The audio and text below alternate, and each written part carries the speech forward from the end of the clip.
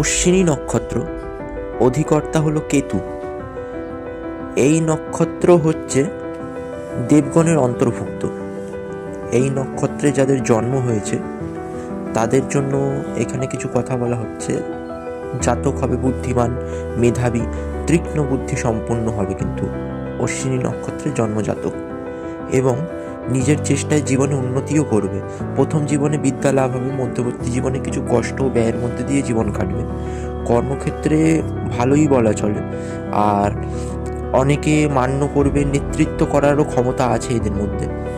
আত্মীয় স্বজনদের জন্য চিন্তা থাকে এই নক্ষত্রের জাতক অথবা জাতিকাদের।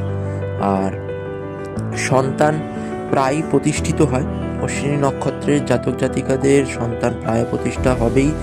আর দাম্পত্যের মধ্যেও জীবনে মাঝে মাঝে